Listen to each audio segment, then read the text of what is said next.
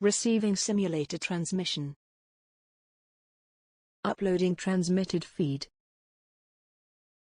Initializing playback sequence. Log execute. Hey everyone, Seipher here, and welcome back to Seipher Plays Pokemon Fire Red Nuzlocke. In the last episode, we encountered our penultimate trial of the Kanto Pokémon League, the Victory Road. We made our way through handily, grabbing a few items along the way, and learned a new move for Rooster at the very end before coming here to prepare for the challenge ahead. This is the endgame, folks. We're pretty much done once we step through this gate. Either we win or we lose this Nuzlocke. So, in preparation for this, I have gotten the team up to level 60, having used 6 of my rare candies of the 13 that I had gathered, using one to evolve a certain Pokemon that is in the box. But anyway, they're all level 60 now, so I figured let's go over the team and just see what we're working with here. First off, Maverick, our starter, a Blastoise. Hasty nature, been with us since the beginning, has served well as a tank, an anchor for our team, pretty good stats all around, and he is coming with the moves Surf, Ice Beam, Bite, and Protect. I did use a PP up on Ice Beam. Next, we've got Zatara, the late game, well, an early game addition to our team, thanks to careful planning and strategic use of the species clause in my Nuzlocke, and a very good counter in Happy earlier on to ensure that we caught him, because he more than likely would have teleported away. Has been very powerful, very useful, has amazing special attack and speed, going to be able to blast through just about anything that gets in his way. And he's currently rocking up with Psychic Reflect to add a bit of team support and beef up those glass defenses. Calm Mind so that he can really stack up and hit hard. And Recover just so that he can heal whenever he needs to. Okay, up next we have Abdal, the Arcanine. He was another lucky catch on Route 8, and honestly I couldn't be happier that I have him. Since I didn't choose Charmander, I didn't have a fire type, and he was pretty much the best one that I could have asked for. Got a lot of decent stats, jack of all trades all around. Decent ability in Flash Fire. Would have preferred Intimidate, but oh well, beggars can't be choosers. Got pretty good stats, and he's rocking in with Flamethrower, Bite, Extreme Speed, and Dig. Next up, we have Darwin the Jolteon. We received this from a black belt in Celadon City in the Celadon City condominiums. And he has been pretty much the lightning quick bruiser of our team and backup to Happy as the designated catcher. Has Volt Absorb, so he'll absorb any electrical moves, not that I expect there to be really any in this Elite Four run. Got some pretty good special attacks, some amazing speed, and some pretty good special defense too. He's currently rocking in with Thunderbolt, Shockwave, Double Kick, and Thunder Wave. I replaced Quick Attack for Shockwave because I don't really see him needing to outspeed anything. There's only one Pokemon in this Elite Four that has a priority move, and I don't expect him to be fighting against it or needing the extra speed. I'm sure that if there's any downfall to me today, it will be that decision, but I am taking a gamble that I'll need accuracy more than I will need priority. Next up, Param, the Kangaskhan. We also have her baby Oodalolly with us, named after one of my favorite YouTubers. Been pretty good. Timid nature has been holding back her attack, but she's been very versatile, has gotten us through some really tough fights, including handily taking out Sabrina's Alakazam. Got some really good attacks, some pretty good defense, special defense, and speed. Gonna pretty much be my anchor for one particular fight in this Elite Four.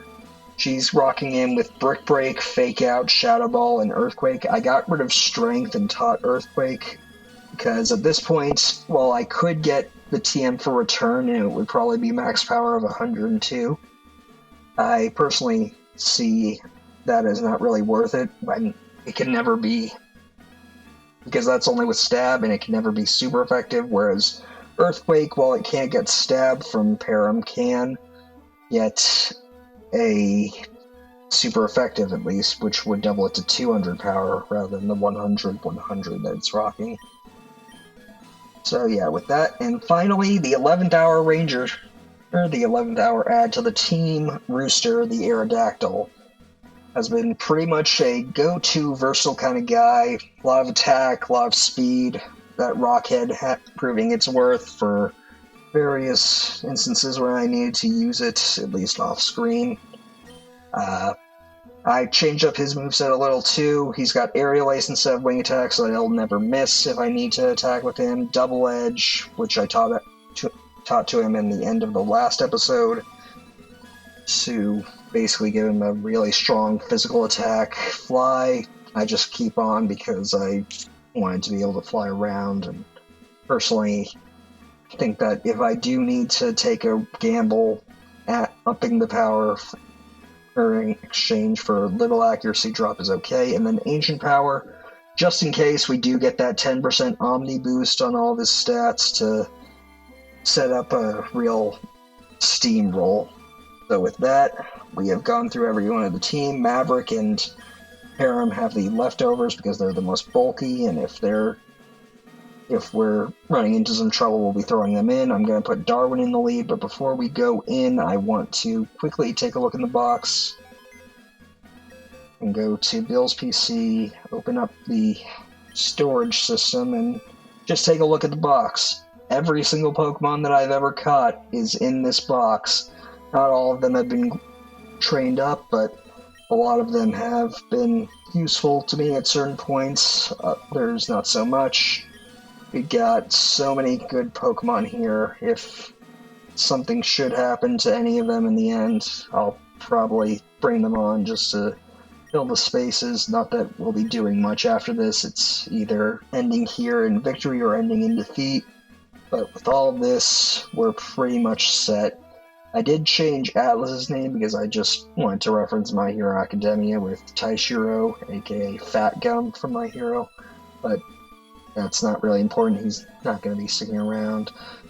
And with all of this, we're pretty much done. So with all of that taken care of, let's not waste any more time. We're going to go straight in to the Pokémon League. And our first opponent in this icy room is Lorelei. Welcome to the Pokémon League. I am Lorelei of the Elite Four. No one can best me when it comes to icy Pokemon. Freezing moves are powerful. There's no move that... Wait a sec, there's no move that actually just freezes an opponent. There are ice moves that are very powerful, as you can tell, because I've got Ice Beam on Maverick, but whatever. Your Pokemon will be at my mercy when they are frozen solid. Ha ha ha ha! Are you ready? Lorelei, I have been ready for some time now. I have got you pretty much squared away between two Pokemon on my team. She's going to be starting with a Dugong. This Dugong, from my memory, always likes to start by setting up a Hail for her team, since all of her team, except for one, are Ice-type Pokemon, so they'll not take any damage from it. I personally like to just nuke it as fast as I can and get through this. I did save 6 of my rare candies just in case that I have some deaths in the Elite Four and I need to give the remaining team members a little boost, but I don't honestly foresee that being an issue. So let's just keep blasting through. At this point, we're pretty much as strong as we're going to get. There's not really much that can stop us, at least for the start.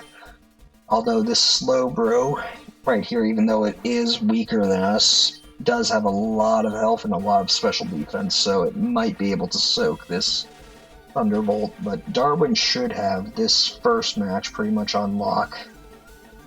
Okay, guess I was worried for nothing. Okay, next up is Lapras. This also can soak, so... and it is her strongest Pokemon, I believe it has a citrus berry on it, which will restore 30 HP if it falls below 50% HP. Not that that's too threatening, but you never know. And of course it did. Luckily, I am very fast. And you know what? I am going to... I know that she's just going to heal, so let's just take the chance to try and hurt it with our Thunderbolts. I know that I probably shouldn't use Thunderbolts since we have more fights ahead, but oh well. Hopefully this lands. And never punished, thank goodness. However, I don't think that this will kill unless it's a crit, so I'm gonna quickly take advantage of this to use the yellow flute that I bought from the game corner to heal that confusion. And of course she's going to full restore, so now we're basically back at square one. Let's just use Thunderbolt again. I did use a PP Max on Thunderbolt because I expect it to be the move that we're going to be using most often in this Elite Four. But should not be an issue. And of course, using Surf, that's probably going to hurt, but I think that I can take it. Yep, got it just fine. Going to use Shockwave because I don't think she has more than 2 full restores. And she doesn't, and she would have used one there if she had an extra. So, Lapras down. Her strongest Pokemon out of our way. And now all she has left is Jinx, so I'm going to swap in Avdol. Because I honestly don't expect him to have many chances to really fight in the Elite Four. So we're just going to Flamethrower it down. Shouldn't be too much of an issue. And there we go. In less than a few minutes, we've taken care of the first of the Elite Four. And with no deaths. Things shouldn't be this way. She gave us a lot of money, not that we're going to really need it. You're better than I thought. Go on ahead. You only got a taste of the Pokémon League's power. Okay, well, before we do anything else, I want to just use some of these super potions that I've got to just heal up Darwin. Don't need to restore any PP with any of the PP restoring moves, items that I've found over my travels. So with that taken care of, we're going to swap Maverick to the front, and then we're going to swap Zatara to the front. Because the next person in this really tough-looking room is Bruno of the Elite Four. I am Bruno of the Elite Four. Through rigorous training, people and Pokemon can become stronger without limit. I don't know if that's necessarily true. I'm pretty sure the level cap is 100, but I get the spirit of what you're saying. I've lived and trained with my fighting Pokemon, and that will never change. Seipher! We will grind you down with our superior power. Hoo-ha! Okay. Well, you're welcome to try, but I'm pretty sure that I've got you beat. So, he's going to start off with an Onix, not a fighting type, and honestly kind of weak for what he would be opening with, but I'm not going to waste any time and get rid of it with Zatara's Psychic, because this thing that he opens with has Roar, so if you try and set up on it, it's just going to roar you out and make sure that you can't set up. So you want to hit it as hard and fast as possible. Next up is Hitmonchan. Now, while I'm pretty sure that I could Psychic this thing down, I want to set up a Reflect just in case. Because I do want to get at least one Calm Mind under my belt before we progress onward. Granted, I have to be careful because crits will go through Reflect, but shouldn't be an issue. One Calm Mind in. There we go. And he missed with Rock Tomb, so now we can just Psychic him down, and it shouldn't be an issue. Mainly wanted to do that because two of his Pokemon have actually some decent HP and special defense, so wanted to at least set up that much so that we could easily blitz through it. Psychic. You bend their minds, you Master Magician, you. bend them just like your spoons. Okay, easy enough. You know what? I'm gonna set up some comm mines here because this one does not have any physical attack to really make use of. Granted, my physical defense isn't all that good, but even an Earthquake from an Onyx isn't all that great, even especially when I have a Reflect up. I'm gonna throw up another Reflect just in case, and then maybe recover. Granted, I do have to be careful because crits. Okay, let's recover.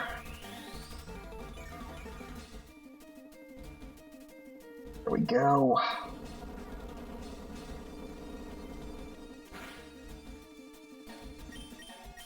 Mind again.